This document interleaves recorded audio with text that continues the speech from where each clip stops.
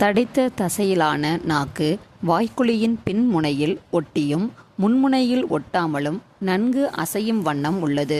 நாக்கின் பின்பகுதி வாய்க்குழியின் தரைப்பகுதியில் ஃப்ரினுலம் என்ற அமைப்பின் மூலம் ஒட்டப்பட்டுள்ளது.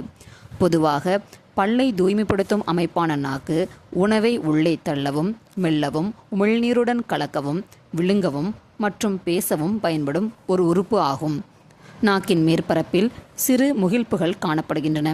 சுவை மொட்டுகளையுடைய இவற்றுக்கு பாபிலாக்கள் என்று பெயர். வாய்க்குழி தொண்டை எனும் சிறிய பாதையில் திறக்கிறது.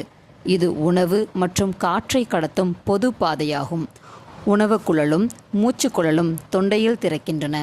தொண்டையின் பின்பகுதியில் உள்ள கல்லட் எனும் அகன்ற உணவு குழல் திறப்பின் வழியே உணவு செலுத்தப்படுகிறது. மூச்சு குழலின் திறப்பான கிளாட்டிஸின் மேற்பகுதியில் குருத்தெலும்பினால் ஆன குரல்வளை மூடி உள்ளது. இது விழுங்கும் செயலின் போது மூச்சு குழலுக்குள் உணவு சென்று விடாமல் பாதுகாக்கின்றது. இதன் இருபுறமும் டான்சில்கள் எனும் இரு நிணநீரிய திசு தொகுப்புகள் உள்ளன. உணவு குழல் ஒரு நீண்ட தசையினால் ஆன குழல் அமைப்பு ஆகும்.